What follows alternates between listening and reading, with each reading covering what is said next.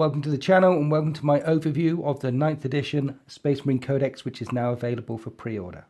It's a very big book. Much has changed for chapters such as the Blood Angels and Dark Angels and Death Watch, but much has stayed the same for original First Founding chapters such as Ultramarines and Raven Guard and successor chapters. It's a big book. So I thought I'd do an overview video to give you guys a snapshot of the most relevant pieces of information you need from inside this book. The full breakdown video will be available on deploymentzone.tv. The most significant change, which I'm sure everyone's aware of, is Blood Angels, Space Wolves, Death Watch. Everyone except Grey Knights now use this book as their core Space Marine Codex. There are restrictions for certain chapters and they're listed here, but those restrictions are rather minor. For example, the Death Watch players will find that their codex is suddenly tripled or quadrupled in size. Space Wolf players suddenly have access to lots of flyers. Everyone's got access to Thunderfire cannons. But now that Thunderfire cannons have gone back to strength 4, I'm not sure we're going to see them as much as we did. So with the exception of Grey Knights, all Space Marines now use this codex. If you're a player with a first founding chapter that uses a supplement such as Ultramarines or Raven Guard, Games Workshop have announced that that supplement is still current and can be used with this chapter, with this codex. I'm not sure how that works with Dark Angels and Space Wolves players, for example, because Dark Angels are going to have some bikers from their main core rulebook back in 8th that have 2 wounds, whereas in here, bikers have 3 wounds. So at the time of filming, I don't know what you should do if you run Blood Angels, Dark Angels, etc., a non-compliant chapter. Other than get this book because it's glorious and you'll appreciate it, and I'm sure your supplement will be coming very shortly. Many of the chapter tactics have been tweaked to keep them in line with the 9th edition changes, and that's something to watch out for throughout this book. There are subtle changes throughout it in wording, and small changes to rules, to weapon profiles, to character profiles, even to unit alignment. For example, scouts have moved from the troops selection to the elites selection. So if you're a seasoned player and you're reading through this book for the first time, it can be a bit of a minefield. Take your time and double check everything, because some things have changed and some things have changed a tiny bit, whereas other things have not changed at all. One of the things they didn't change is some of the tweaks that they brought in throughout 8th edition. Bolter Discipline is still here, Shock Assault is still here, the Devastator Tactical Assault Doctrine is still here, Litanies of Battle are still here. But again, some of these rules have changed subtly. For example, Bolter Discipline no longer affects Dreadnoughts or Centurion models. However, apart from that, it works the same as it did in 8th edition. So this book is the go-to book, the one-stop shop for all Space Marine players out there, except Grey Knights.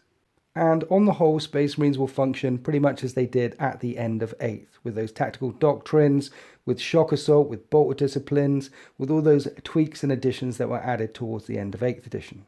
Honestly, the main changes that you'll see will come in the form of the new models, such as the ATV, the new bikes, the Gladius Assault Tank, and heavy intercessor squads. We're going to see them running around the battlefield all over the place. They're only 28 points each.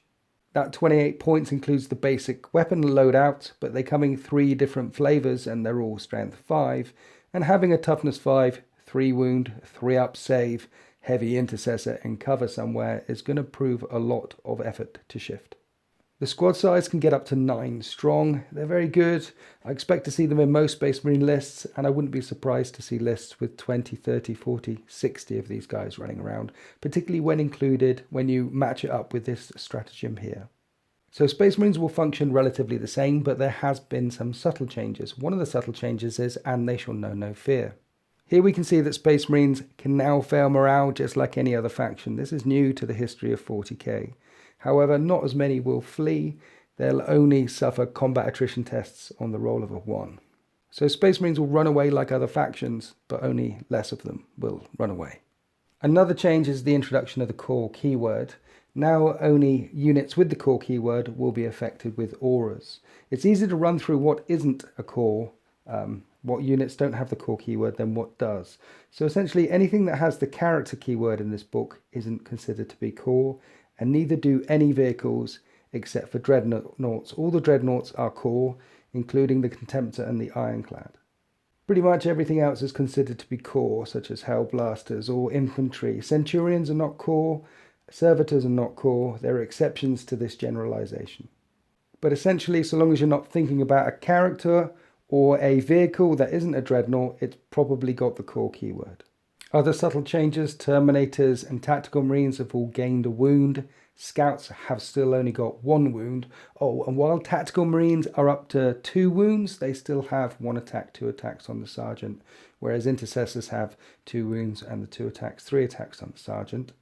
But there's more wounds to go around in this book, and it's nice to see the Firstborn getting some love. The drop pod, well, full drop pod armies are back on the menu, boys. Drop pods, nor any units embarked within them, are counted towards any limits that the mission you're playing places on the maximum number of reinforcement units you can have in your army. And from a narrative point of view, designing an entire army that's in drop pod reserve, well, that just sounds fine to me. Another subtle change and a carryover from the Psychic Awakening in 8th edition is the chapter command section. You can spend points to upgrade some of your characters. This will unlock a warlord trait and a relic for each of those characters. And of course, it will unlock the ability that that character has. For example, the chapter master. In your command phase, select 1 core unit within 6 inches of this model, and until the start of the next command phase, that unit can re-roll hit rolls. So upgrading characters is back, it's here, it's from Psychic Awakening, and you can do it again, but it costs points this time. There are 4 pages of stratagems in this book. They're color-coded, which matches them with Crusade rules. And a lot of the original good ones are still in here, such as Rapid Fire, Wisdom of the Ancients, or Transhuman Physiology, Fury of the First, for example. But many of those that I've just listed have had their rules tweaked a little bit or changed so that they're now in line with 9th edition rules.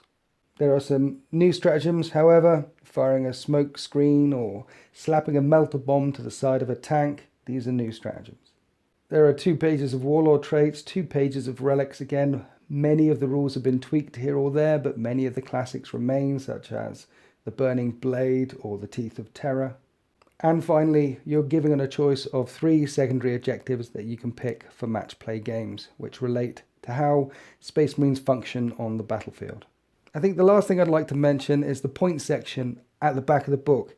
They've clarified it. It looks very good now.